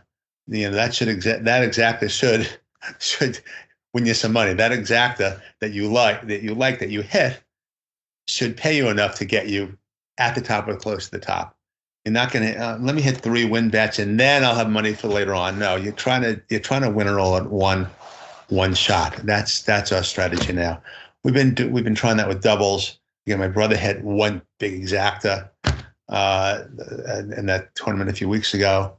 But $100 doubles, $200 doubles on horses that will on combinations that will get you on or close to the top. We usually shoot for, significantly over the top at that, depending on, like my brother was shooting for the leader of the last tournament, like 4,500. He was shooting for like 6,000. That's what he was shooting for, and he hit it. So, and I played triples. I was shooting for the same, like 8,000, 9,000, and so that's the strategy. Again, I prefer the lower price live money, lower being 500 or 1,000, not really lower, but because those are not during race days, which I think I have less of an advantage. So let's talk about, so let me just summarize what I thought I heard you say. You're not comfortable betting, $50,000 or $100,000 on a race.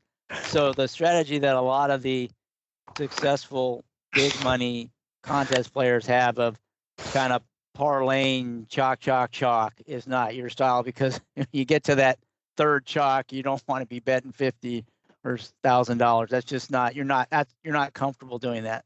So your approach is I'm going to jump right to the end. So I'm going to try to find one bet that takes me where I want to go rather than 3-step approach. So that way I'm risking a smaller amount, but I still have a chance to win the contest. Is that fair? Correct.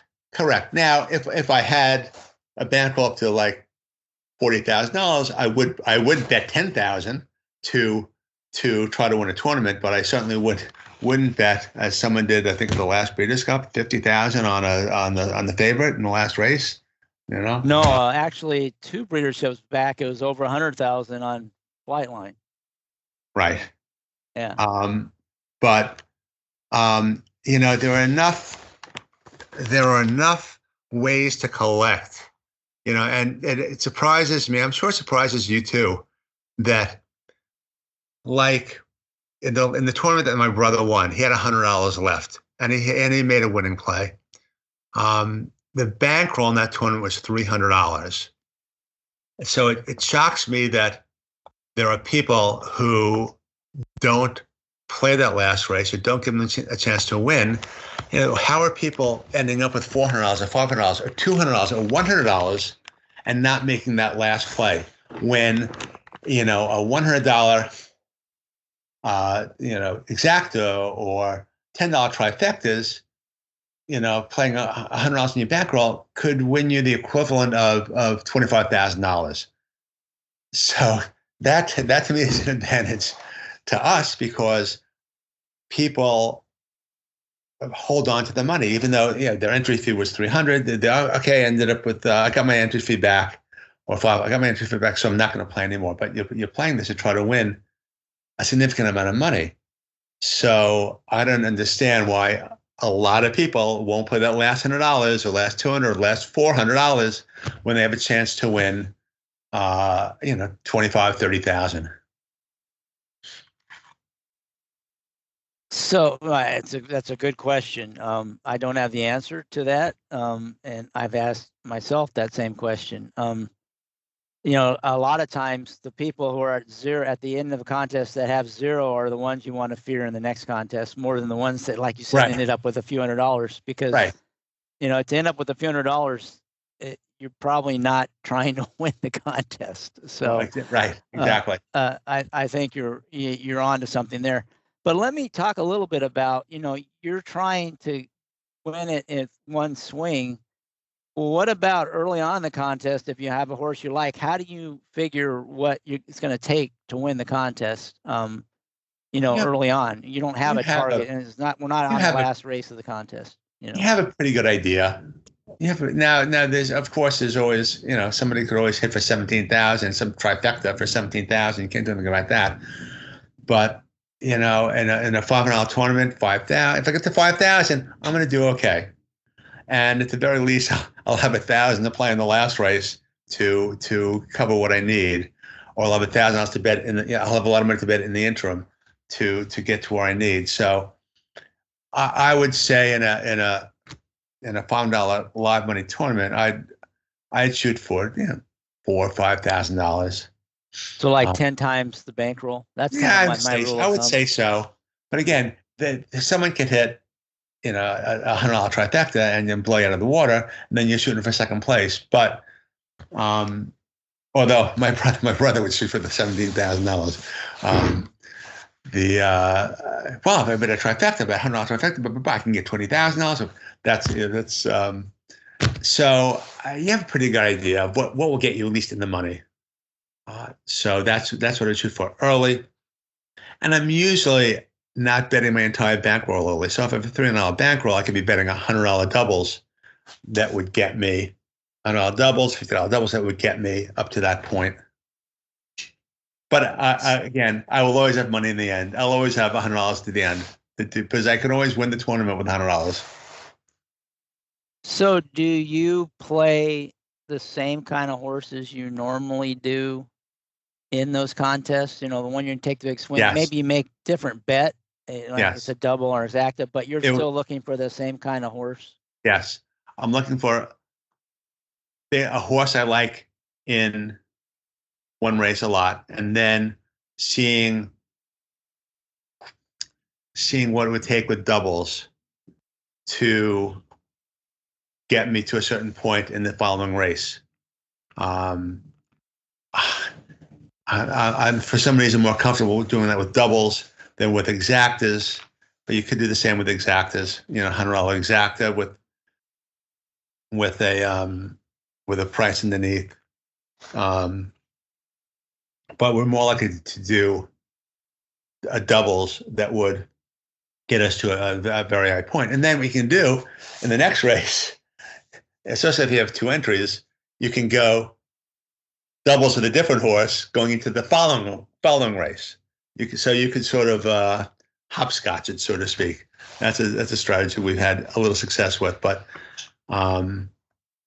yeah, I'm looking for something that I'm not looking to double my money. I'm not looking to get it to a $600 bankroll. I'm looking to get to $4,000, $3,000, $4,000, $5,000 on hit. And you're trying to get it in that one swing. Find a horse you like, leverage it in a way that you think it get 10 times the starting bankroll, which will put you in a position to win the contest. Right. And then in the last race, you kind of play it depending on situationally. Right. And again, handicap, what's the first race I look at? The last race of the contest. That's the first race I look at. So what about the contest where you have to play, a certain minimum amount in 5 races? Yeah, well, you only have 1 or 2 horses you like on the plate. Well, how do you get through those races? Well, if the races you like happen early enough, then you can just blow it all in those races. If they happen late, then you try to pass through, but that's. My brother and I have different philosophies on that. I try to pass through it 1 to 5 shot to show, to just get that race out of the way. My brother thinks it's a waste of money, and he's probably right. But you can play conservatively. I need to have enough money at the end to do what I want to do at the end. So getting there, if the horse I like are late, then getting there can be a little difficult, can be a little challenge.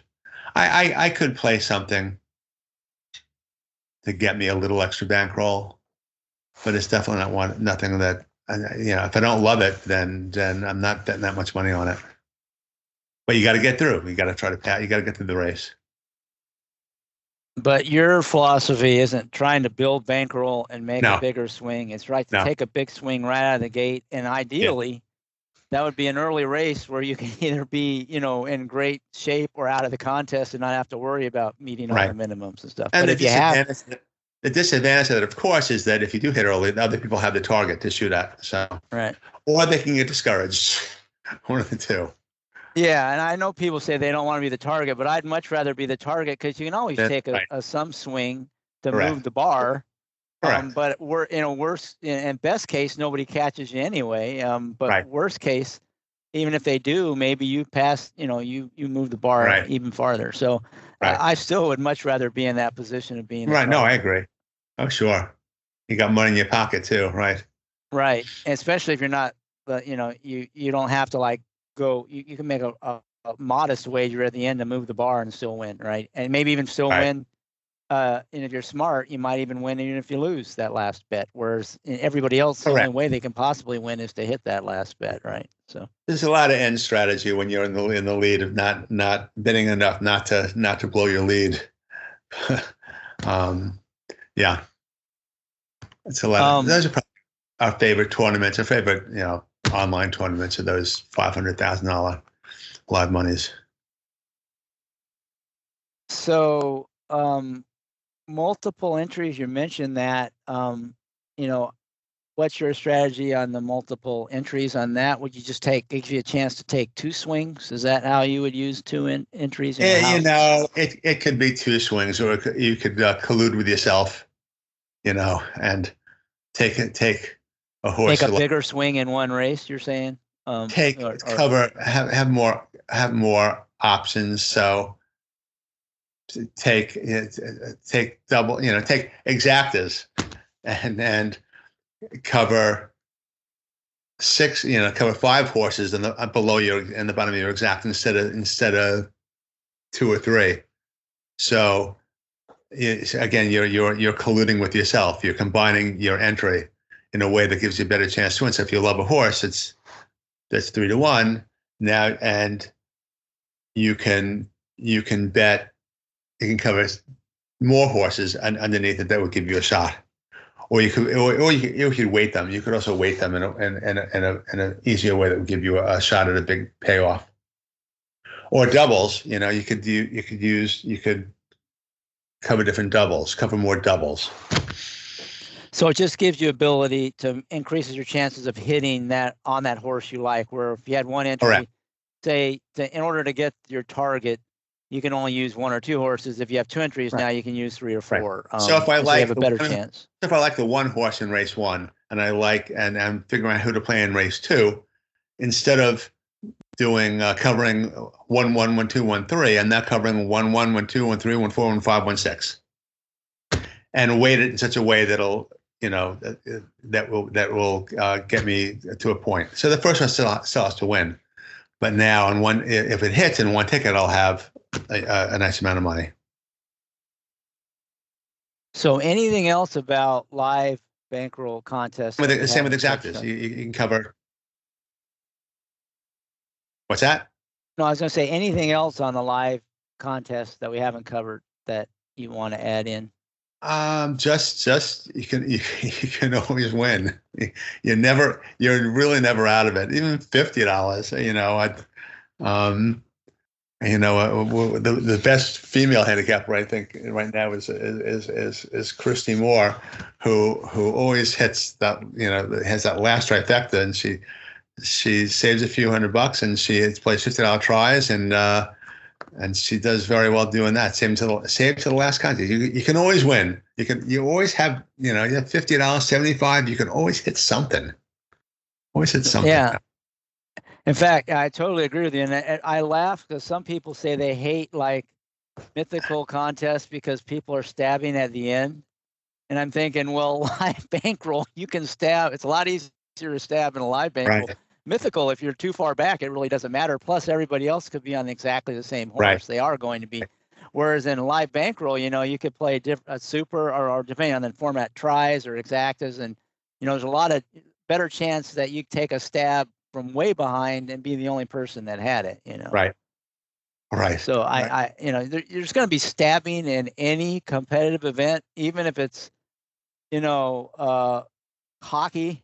Teams are going to be pulling the goalie at the end of the game, or, basketball, they're going to be fouling you as soon as you touch the ball.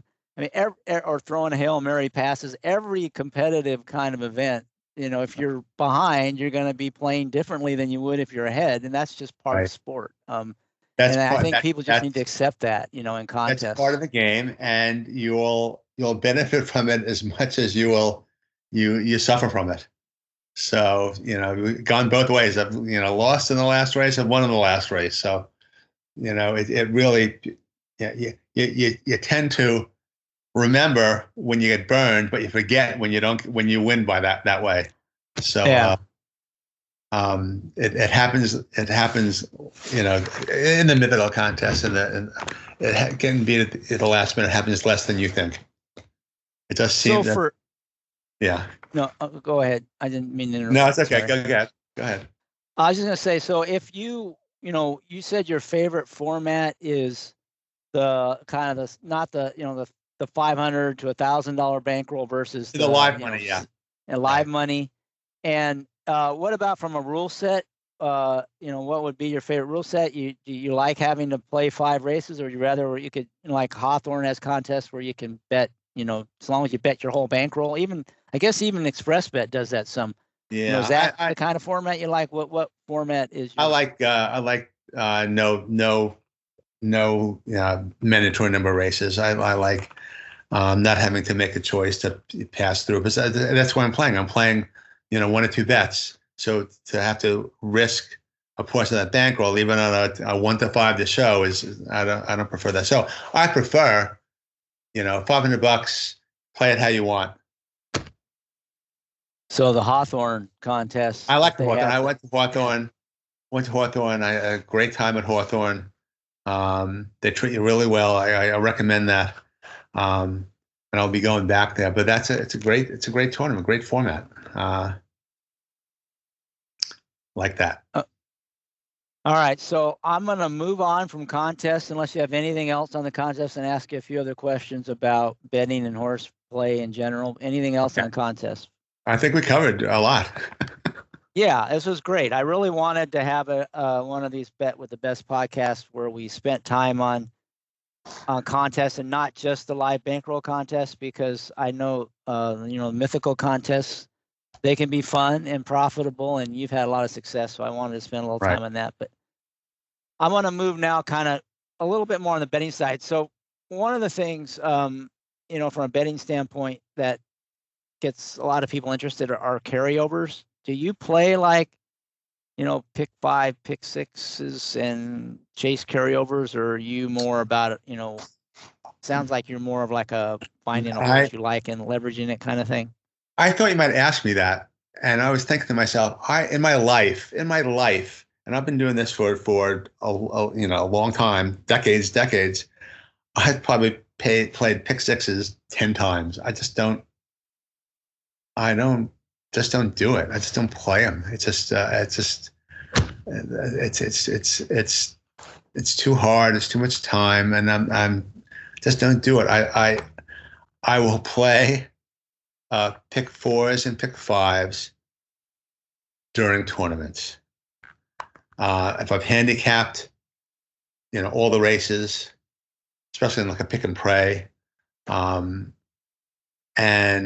I don't spread. I don't have to spread too much. If I don't have to spread too much in 1 or 2 legs, I will play a pick 4 or pick 5. I don't look for carryovers. I never play pick 6s.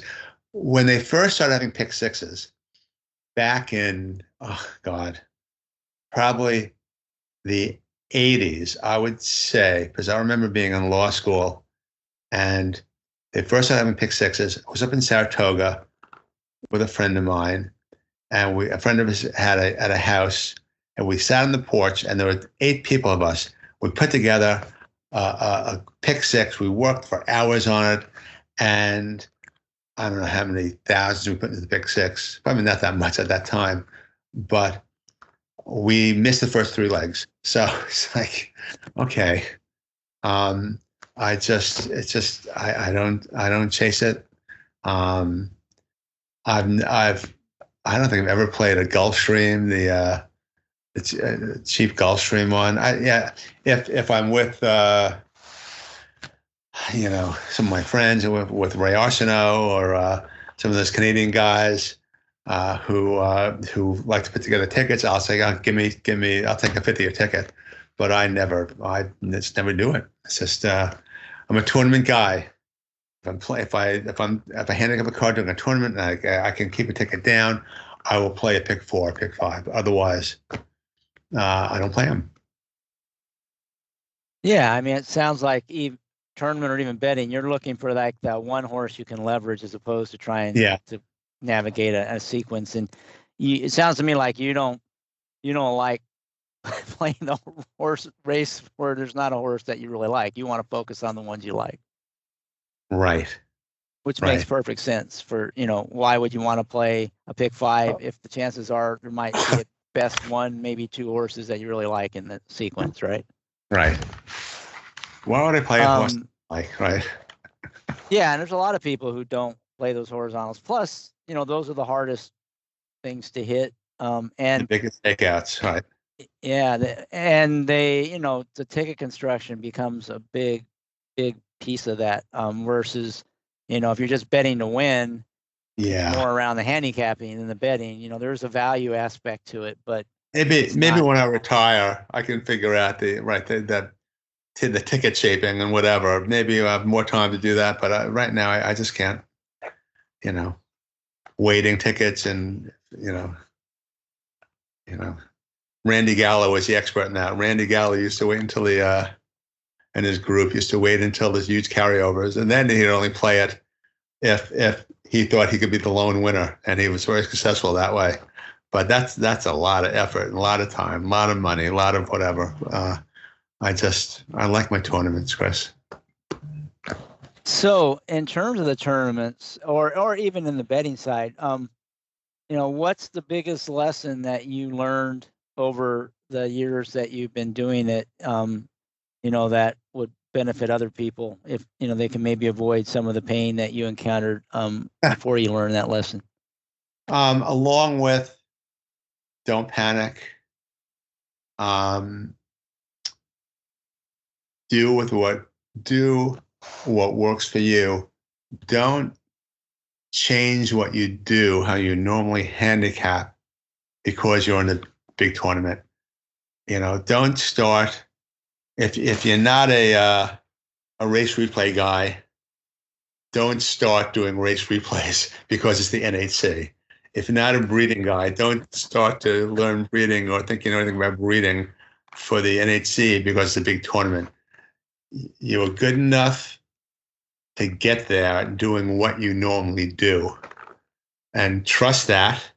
And you've got to be, you're good already. And if you're very good for a few days and lucky, because you got to be good and lucky to do well in this tournament, then you'll have a good day. But otherwise, just have fun. Have fun. That's my advice. So stick with your game, right, and have fun. Have fun. Don't panic. Have fun. Stick with the game. Yeah, and I would say, right. Yeah, and I would second the don't do anything new, because the one thing that it can be overwhelming, the amount of work you have to do if you really want to be prepared. Like you said, if you want to be able to go into that contest room knowing what you're going to play, the last thing you want to do is start adding work right. to get prepared, because you probably will exhaust yourself or fall behind in that. So yeah, sticking to your process makes a lot of sense. Right. So what do you think is the biggest mistake people make? It's kind of the same question, maybe. But... Panicking too early, same thing. They panic. Oh my God. Or, yeah. Again, play who you. Again, the whole thing. Play who you like. Don't panic. They go in there and they have a misconception of what they need or what needs to be done or how hard it is to get to a certain point, to get to that cut line of 170-ish. You don't realize that, a 4-to-1 gets you back $15. That's huge. That's huge in this tournament. That's passing, 70 people. It's just don't panic. Play who you like. See where you are, and then just enjoy. Take it in. I mean, it's so much fun. I've been there. This will be it's amazing. 22 years in a row. 22 years in a row. It's crazy. I was a kid when I started, and now I'm an old man. It's 2003 we were there. 2003. It's amazing. It's crazy. And I was for a year. Yeah. And I would say that, the part you emphasize many times is, don't panic. And it seems like it would be easy, that because you've been playing horses for a long time. You've never been to the NHC, but yeah, I know I can't have every long shot kind of thing. But when you're in the contest room and the guy sitting on the table next to you screaming and celebrating this, and you see other people all excited because this long shot just came in, it's a lot easier to start panicking when you have a couple races like that, and you're thinking, well, all these people are hitting these long shots and I haven't hit anything, First of all, a lot of them are screaming, yelling because they had an exacta bet out of their pocket on these races, or I had it in my real money, but I didn't play in the contest. I got a lot of those too. So a lot of the screaming might not even be for the contest. The other piece of advice, which I should have given earlier, this is very important, is you gotta be organized, especially if you have 2 entries, but it's just as much for one. Keep your tickets in one place, put them together, which I do. So mark your optionals, know how many optionals you have left, know how many mentors you have left, know, if you have 2 entries, keep your tickets separate. So later on, when you're not sure what you've been doing, you can go through your tickets again real quickly. Don't throw them on the floor. Don't toss them in the middle of the table with everyone else's tickets. Be organized. Keep them together. Mark them. Do O for optional, M for mandatory, so you know exactly what you played and what you have left. And so organization is really important, especially, it's important for one entry, especially though for two entries. Yeah, and the NHC gives you like a little score sheet, or if you fill that out, Right. makes it easy to keep track of it tells you exactly what mandatory races are and what time they are. Right. And they got a side for your optional plays. So if you keep that up to date and you have one for each entry, if you have two, and just that little tool is helpful. That helps, but if it's anything like my sheet, I got crossouts, I got arrows, I got this and that, I got all sorts of different things on them. So do that, and also keep your tickets on each entry together so you can look at them quickly and go through them quickly if you have to, which you will. Yeah, and that organized part is the planning part. Like if you can be prepared before you go in the room, knowing, these are the main races I'm interested in. Here's the horses I'm probably going to play. Right. You have that written down somewhere. That makes it a lot easier too, right. Because where it gets really crazy in the NHC is like the middle of the day when right. all the tracks are going at the same time, and and they're post dragging like crazy, so the post times don't match what they had published, and right. they're going on top of each other. I mean, you have got to be on top of your picks and right. make sure you're getting those in, and you can't wait till the last 10 seconds to make some of these right. plays. Right. That's where looking at wheel pace and things like that are important. If there's a certain price you want to get before you play it, you got to be thinking ahead, because if you're trying to do things on the fly, you're going to just get you're in overwhelmed. Trouble. You're in trouble. I come in with my legal pad and my 25 plays on the legal pad, and then I check them off. And if we're very good at picking bad morning lines. So so that 20 to 1's 3 to 1, you might not play it. So I have 25 picks, which there are main picks and backups in case the odds are just really off. Because of course a good play at 15 to 1 is a horrible play. Can be a horrible play at 3 to 1, and vice versa. So I have my picks coming in. I sit there and do very little, if any, handicapping. In the end, I'll do a little bit, but during the tournament, here are my picks. I like them for some reason. Sometimes I'll double check, of course. I'll say, well, how come I like this horse? Oh yeah, that's why. That's about the only looking back at the HTR, the sheets that I do. All right. Anything else on contest play or the NHC? I think we covered it pretty much, Chris. I think we got 2 hours of pearls of wisdom that we've dropped for people.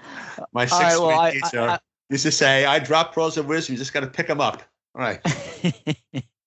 Well, I do have 2 more questions. One is I like to ask, if you had a magic wand and you could make the racing game better, or the contest game better, or both, what would you do? What change? I would find a way to make sure the odds don't change halfway through the race, because it kills a regular game, but also the racing game. If I play a horse with 7 to 1 going to the gate and he's 3 to 1 coming around the turn, that it kills everything. So that's my magic wand. Fix it in some way. I don't know how you do it. Where the odds into the gate are the odds coming out of the gate. Amen. Last question. I'd like to end on a high note. Have you shared like a memorable score? It could be a bet or a contest win or whatever. Just something. Doesn't have to be your biggest score or anything, but what's a real memorable score you look back on fondly? Memorable score. I have a lot of scores. Memorable. The most memorable, boy. Or just a memorable one. Oh well, my coming in third in the NHC back in 2009.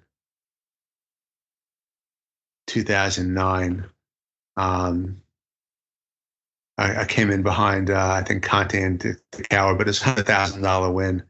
And that was the first real big hit I had. My most memorable experience, which I hated, was winning the tour, NHC tour.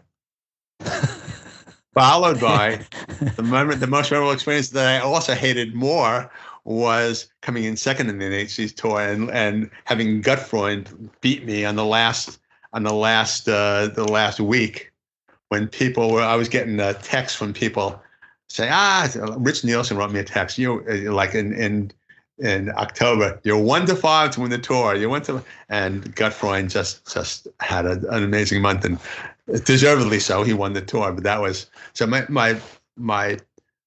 anyone who wins the tour will tell you how a horrible experience it is.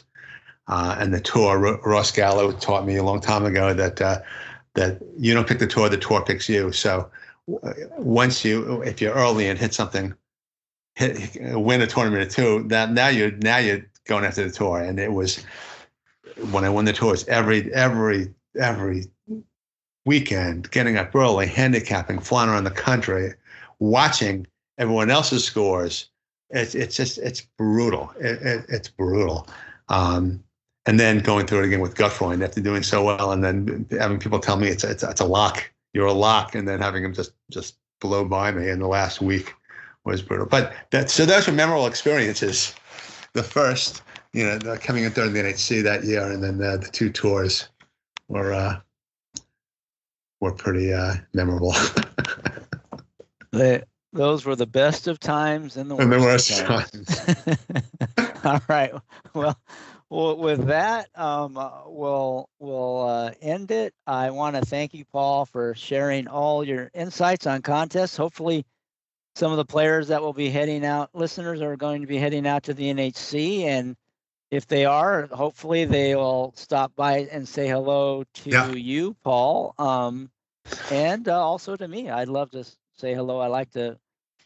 We try to stay focused, but Paul, I try to have a plan heading into the room. So at least early in the day when there's not too much going on, I'm usually happy to talk to people. Right. So hopefully you'll go out there, have fun, don't panic, come prepared, and may you boldly go where no horse player has gone before. Well, very few have gone before. Great, Chris. Thanks a lot. I appreciate it anytime.